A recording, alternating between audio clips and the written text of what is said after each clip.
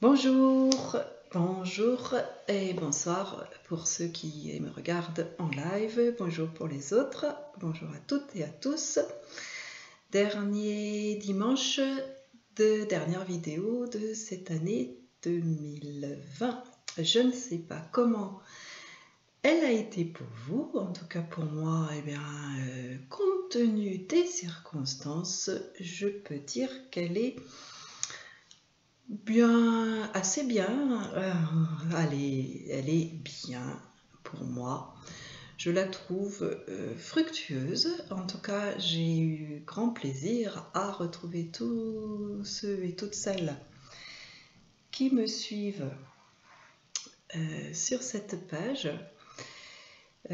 Pour ceux qui me suivent, j'ai annoncé plusieurs choses comme la création d'un groupe pour partager des ressources, pour échanger aussi autour de l'image et de l'écriture. Ce sont les deux pôles que j'aime développer, que je travaille, que je propose dans mes ateliers, que je propose aussi en conseil. Donc ça, c'est à me contacter directement. Donc merci encore à toutes et à tous qui me suivez, que ce soit sur cette page.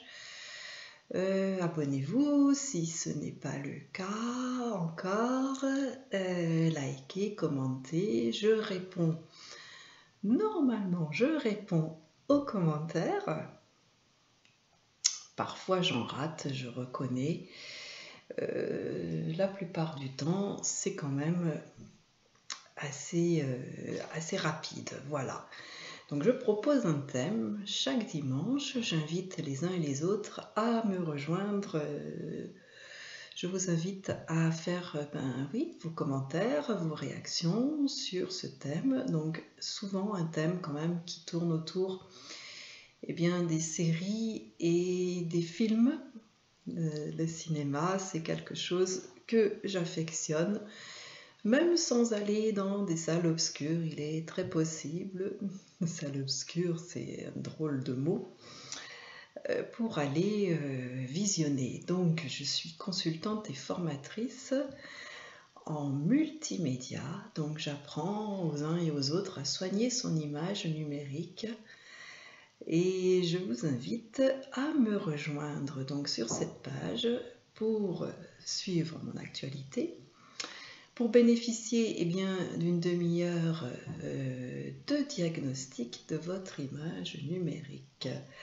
Appelez-moi, contactez-moi, les coordonnées, tout ce dont vous avez besoin pour me joindre est sur mon site www.myrtille.com. Voilà, j'ai fait la présentation et j'attaque avec le thème de ce soir, de ce jour pour ceux qui regardent le jour. Les super-héros dans les films et les séries. Alors, d'où viennent-ils ces super-héros? Ils sont arrivés sur nos écrans un peu en rush dans les années 2000, alors qu'ils étaient déjà présents depuis les années 60, depuis l'apparition de la télévision en France, donc dans les années 60 pour la France et les années 50 pour les États-Unis.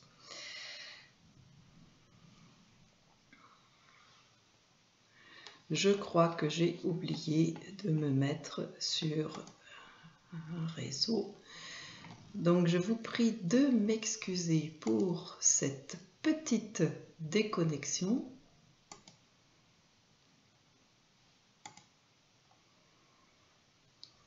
Et cette image qui est peut-être un petit peu, voilà, c'est la technique, ça se remet, ça va aller, tout va bien et je reviens. Je suis donc à nouveau ici, peut-être avec un petit peu plus de flux. Je disais donc les super-héros. Alors les super-héros, avant de devenir des super-héros de films et de séries, dans les années 60 aux États-Unis, qui coïncide avec l'arrivée de la télévision, et les années 50 aux États-Unis et les années 60 en France. À l'origine, eh bien, les super-héros, si on remonte loin, loin, loin, eh bien, il y en a déjà dans la Grèce antique, les premiers super-héros. Un des premiers qui peut être considéré comme super-héros, c'est Héraclès. Héraclès, que l'on appelle aussi Hercule, et qui était le fils de Zeus et d'une mortelle. Ensuite, eh bien, sont arrivés les super-héros dans ce qu'on appelle les comics, donc les bandes dessinées. Et nous avons cette guerre, entre guillemets, que nous retrouvons aujourd'hui dans les productions hollywoodiennes principalement, puisque lorsque nous parlons de super-héros, lorsque je parle de super-héros, eh bien, curieusement, nous pensons aux super-héros américains. Oui. Et c'est vrai que les premiers, en tout cas qui restent, sont des super-héros américains, même si le premier ou les premiers, c'est un petit peu controversé dans ce que je retrouve. Donc il y a peut-être Superman qui apparaît en 1938 à DC Comics. DC Comics qui propose ses super-héros avec Marvel qui propose aussi les siens. Pareil, on est dans les mêmes années, les années 30, donc ce sont des bandes dessinées, ce qu'on appelle aujourd'hui les comics, que je vous invite à parcourir, à regarder, parce qu'il y a vraiment des choses différentes des adaptations cinéma et des adaptations séries. DC Comics crée ces personnages de super-héros en rapport avec la conquête spatiale qui fait un petit peu fureur à ce moment-là, et ça se reflète dans ces super-héros, surtout Superman qui vient donc d'une autre planète. Alors que Marvel, qui est fondé en 1938, se base un petit peu plus sur la guerre froide et sur des victimes d'irradiation. Et leur premier super-héros, c'est Captain America, qui, pour les fans, eh bien, il est effectivement le fruit d'expérimentations pour faire d'un petit soldat, entre guillemets, encore à chaque fois, un super soldat, et qui devient Captain America, donc Superman. DC Comics, Captain America, Marvel. Maintenant que nous distinguons un petit peu les deux, parce que c'est vrai que dans les esprits, les super-héros sont un petit peu les mêmes. En tout cas, originaires des États-Unis. Alors que, comme je le disais, les origines sont bien mythologiques avec Héraclès en Grèce, et peut-être qu'il y a eu...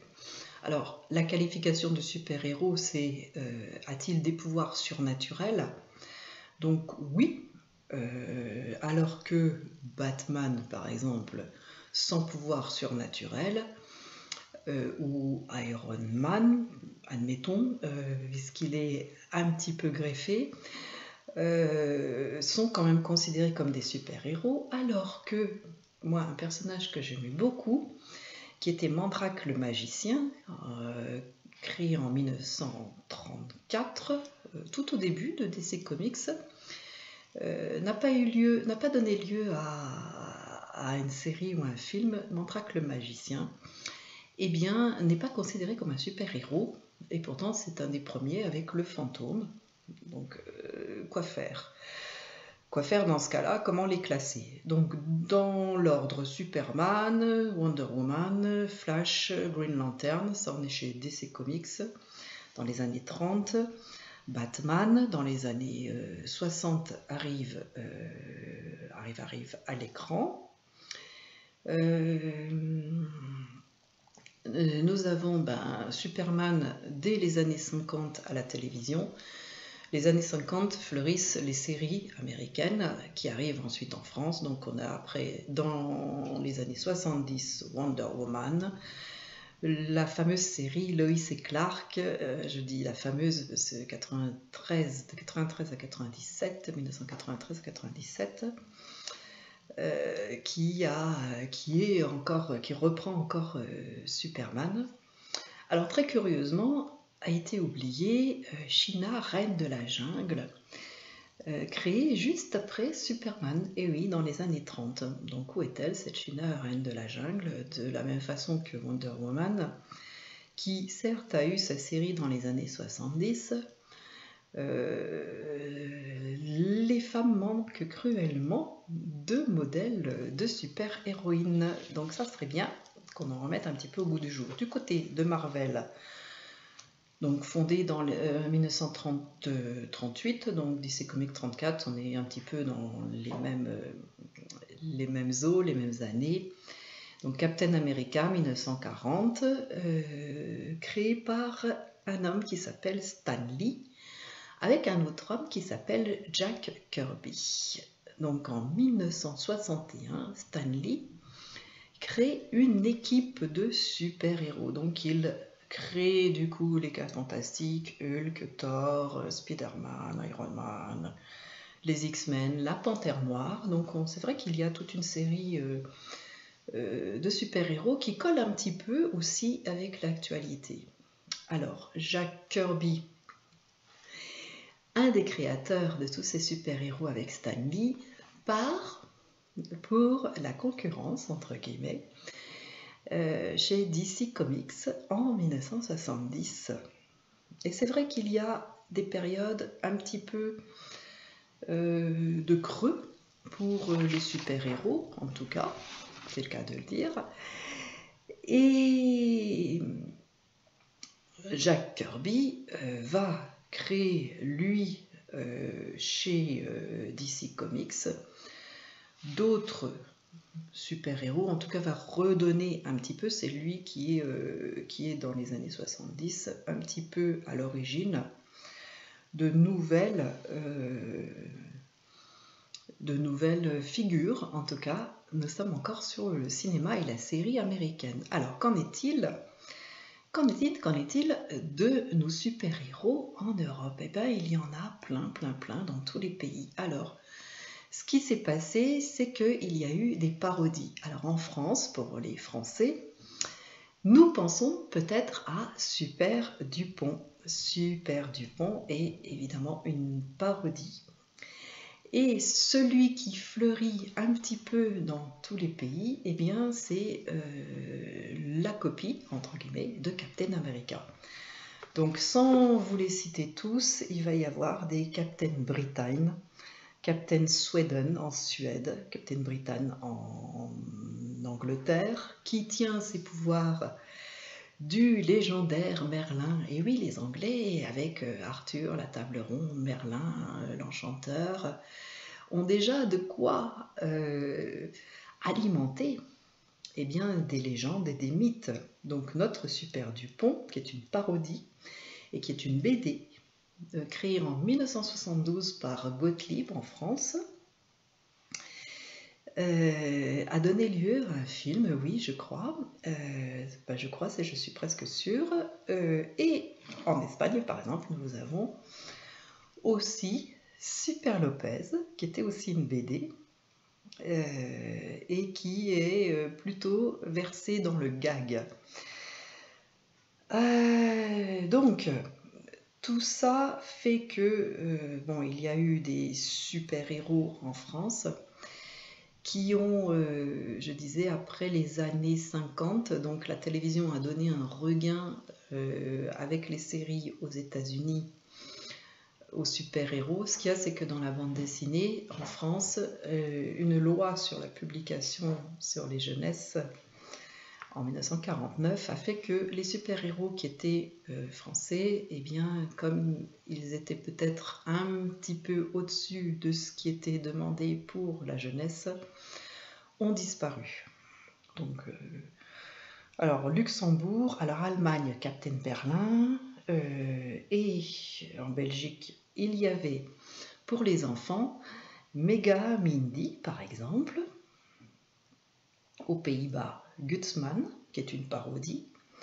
Alors en Finlande, il y a aussi les super-héros qui ont un côté peut-être un peu vulgaire, donc on le connaît. On connaît les super-héros qui ont un côté un peu trash, en tout cas. Ça arrive. Oui, le super-héros, pourquoi serait-il absolument parfait? Et c'est vrai que dans la dernière décennie, le super-héros, en tout cas même américain, a changé. Si je remonte sur l'origine des films, ce qui est le propos de cette vidéo, eh bien nous avons le premier Superman qui était au cinéma en 1951, puisque c'est le premier super-héros de DC Comics. Ça a été aussi la première adaptation avec un acteur qui s'appelle George Reeves dans le rôle de Superman. Donc dès 1952, il a été l'objet d'une série. Wonder Woman a suivi dans les années 70. En 1966, nous avons le premier Batman. Et en 1978, les fameux, je dis les fameux, puisque de l'avis de certains critiques, Christopher Reeve, qui incarne Superman en 1978, qui est vraiment très fidèle à l'esprit de l'origine, va incarner ce Superman 4 fois avant de se retrouver dans la peau d'un mortel, puisque l'acteur arrête tout simplement pour des raisons physiques. Il se retrouve, me semble-t-il, oui, je suis presque sûre, tétraplégique. Ce qui l'empêche de continuer à incarner le rôle de Superman. Et c'est vrai que pendant des années et des années, jusqu'à il y a très peu de temps, donc les années 2000, pas de remplaçant pour Superman. Il y avait vraiment ce charisme de cet acteur, tout comme peut-être Johnny Weissmuller qui avait incarné Tarzan. Alors, que dire de ces héros qui ont quand même pas forcément des pouvoirs surnaturels, mais des capacités hors du commun? Je mettrais, moi, Tarzan dans les super-héros, tout comme je mettrais Sherlock Holmes. Et chez nos Français, je mettrais Rocambole, et je mettrais aussi le Comte de Monte Cristo, et pourquoi pas Robin des Bois. Alors Robin des Bois, pas français mais européen. Et un homme invisible, l'homme invisible justement, est-il ou pas un super-héros? Alors c'est pour ça que finalement c'est quelque chose d'assez difficile, ou en tout cas assez complexe, de décider qui va être un super-héros et qui ne va pas l'être. Voilà. Donc je reviens sur Christopher Reeve qui incarne donc dès 1978 Superman, et qui jusqu'aux années 2000, ça va être un petit peu le désert Superman jusqu'à l'arrivée, il y a quelques années, de Man of Steel, voilà, qui nous amène à donc un nouveau Superman avec un nouvel acteur. Entre-temps, il y a quand même, et il était temps d'avoir une super-héroïne avec Wonder Woman, et il a fallu attendre toutes ces années entre, donc je rappelle la série qui se termine en 1979, et le film Wonder Woman qui est une Amazone. Donc les super-héros surfent vraiment sur les légendes et sur les mythes, puisqu'il y a les Amazones, puisqu'il y a le royaume de l'Atlantide, avec forcément un super-héros qui vient de la mer, inspiré directement de la mythologie grecque, avec Poséidon. Donc 2017, nous avons enfin une nouvelle Wonder Woman avec Gal Gadot qui arrive dans le cercle un peu fermé des justiciers, alors qu'elle est là depuis le début, elle en fait partie depuis le début dans les comics. Et qu'est-ce qui fait? Donc ça pourrait être intéressant de se poser la question et de faire des petites recherches. pour savoir, eh bien, qu'est-ce qui fait qu'il y a eu si longtemps pour mettre en scène une super-héroïne. Alors, ce qui est intéressant de voir, c'est aussi donc, les différentes versions et l'évolution des adaptations cinéma. Je parle vraiment des films. Batman, donc, on a une première version, enfin un premier film en tout cas, en 1966. Il revient en 1989 et là commence une succession d'acteurs, je dirais, puisque Christopher Reeve par exemple pour Superman, avant Superman, enfin c'est Superman qui l'a fait connaître, alors que Batman est un petit peu une surenchère d'acteurs qui, curieusement, auraient peut-être envie d'endosser ce costume de Batman. Donc le premier, c'est Michael Keaton, qui l'endossera 2 fois. Ensuite, nous avons Val Kilmer. Oui, Val Kilmer, qui était un des héros de Top Gun. Donc on est sur quelque chose d'un peu plus ancien. Val Kilmer 1 fois. Il y a eu aussi... Qui a joué Batman? Eh bien, c'est George Clooney. Et oui, même moi, j'avais complètement oublié que George Clooney avait joué Batman. Ensuite, il y a eu Christian Bale. Christian Bale, alors peut-être Christian Bale, je ne sais pas comment on dit, j'ai un petit peu oublié mon accent anglais et américain en tout cas. Incarné donc Batman par 3 fois. Et là, c'est vraiment des personnages qui restent seuls. Donc, il a son film. Et depuis peu, eh bien, nous avons d'un côté l'équipe emmenée par Captain America et les studios de production qui, depuis la maison d'édition, sont devenus des studios de production Marvel. Et de l'autre côté, DC Comics qui emmène son équipe de justiciers, de super justiciers. Et là, eh bien, il y a eu un premier opus qui oppose Batman et Superman. Et récemment, donc, toute l'équipe est reconstituée. Donc, nous avons de nouveaux personnages qui arrivent dans l'équipe. Flash qui avait déjà sa série avec un autre personnage. Donc on a ce qu'on appelle des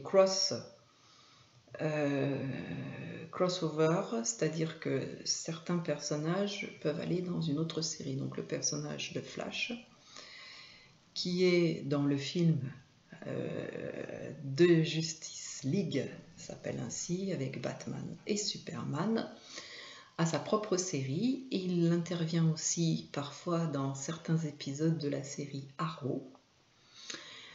Toutes ces séries sont très nombreuses. Pour ceux et celles qui ont envie de suivre, je vous invite à prendre du temps parce que la série, par définition, est accro, rend accro. Elle est construite de telle façon que le spectateur consomme. Donc ça, c'est un sujet que j'ai déjà un petit peu abordé et que je peux aborder un petit peu plus en détail sur la construction particulière de la série. Et oui, il y a des façons d'écrire déjà une série. Donc l'écriture, c'est déjà une des choses que je connais et que je fais. Donc en écrivant des livres. Vous avez derrière moi le conte que j'ai écrit l'année dernière, en préparation un roman qui paraît au premier trimestre 2021, un film qui est un docu-fiction, vous avez l'affiche derrière vous, Paulette, donc l'écriture. L'écriture, c'est déjà la première chose, c'est pour ça que finalement, tous ces super-héros qui viennent de BD, c'est super, parce que, c'est le cas de lire, c'est une matière première pour des adaptations de films et de séries. Donc la première chose, c'est l'écriture. Et pour l'écriture de la série, il y a des règles, entre guillemets. En tout cas, il y a des règles qui se sont instaurées par rapport à des choses qui fonctionnent. Et oui, lorsqu'il y a quelque chose qui fonctionne, il y a bien des règles, des théories qui se montent, qui se font. Et ensuite, eh bien, il y a des modèles qui sont proposés et qui fonctionnent. Puisque est-ce que certains et certaines d'entre vous regardent des séries, tout comme moi, et à la fin de l'épisode, encore un, allez, encore un, et on se retrouve à faire des marathons de séries. Donc ça, l'écriture, c'est déjà une chose pour construire la série, pour qu'elle soit... et oui, pour qu'elle soit un petit peu addictive, parce que c'est un petit peu le but, l'objectif. Donc prendre de la distance par rapport à ça, ça peut être intéressant. Ensuite, eh bien, il y a tout le reste, le décor, les acteurs. Donc même là, je vous ai parlé de tous ces acteurs, puisque j'ai oublié le dernier acteur qui incarne Batman et qui est Ben Affleck. Ben, l'acteur, il fait aussi quelque chose. Je parlais du premier Superman qui a gardé son empreinte. Le premier acteur, c'était pas le premier puisqu'il y a eu George Reeves avant. Christopher Reeve, dès 1978, reste l'acteur qui a incarné Superman et qui vraiment reste dans les esprits. Donc il y a ça, il y a le casting, il y a bien la direction d'acteur, il y a la mise en scène, il y a la technologie aussi. La technologie nous a apporté énormément d'avantages, énormément de nouvelles performances pour pouvoir nous emmener dans ce monde du super-héros, nous y accrocher et nous montrer des choses qui finalement étaient de l'ordre de l'imaginaire. Et la technologie nous permet de visualiser, de nous projeter ce que nous imaginions. Alors c'est vrai que c'était des BD, mais ce qu'il y a, c'est que dans la BD, au-delà d'un dessin fixe, d'une image fixe, là je me retrouve avec du mouvement. Alors parfois, cela peut faire beaucoup de mouvements. Et c'est vrai que le film de super-héros, c'est un film d'action.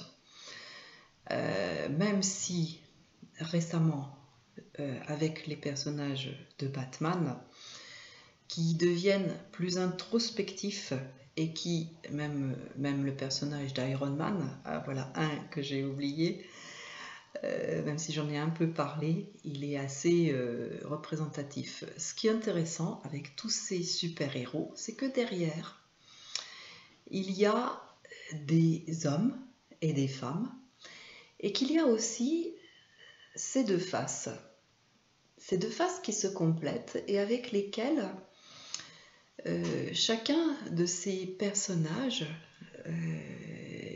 doit composer. Et aujourd'hui, le super-héros reste le super-héros, celui qui sauve le monde. Et ce qui est intéressant en même temps, c'est que nous est montré que ce super-héros peut être faillible. Bien sûr, il a des super-pouvoirs. Donc, prendre de la distance, c'est important. Donc, surtout, accompagner les jeunes enfants pour vraiment garder ce côté admiratif tout en pointant, et je trouve que les séries et les films d'aujourd'hui apportent ça maintenant, en pointant ce côté, oui, faillible. Le super-héros, il a ça qui fait que il devient plus humain. Alors, j'avais encore plein de choses à dire. Je m'arrête ici, et c'est vrai que l'année 2021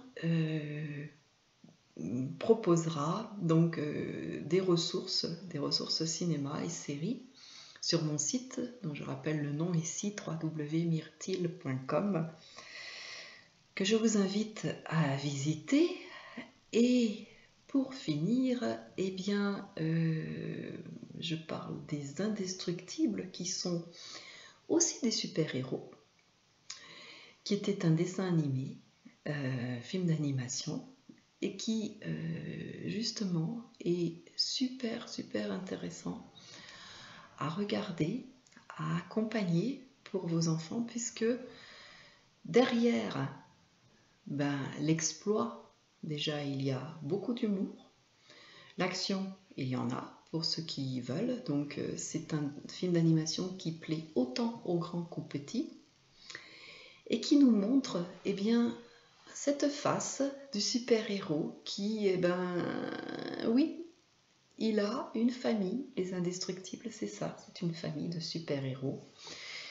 Une famille dans laquelle chaque membre grandit et vieillit aussi pour le père, pour la mère, grandit pour la fille Violette et pour le petit garçon Jack.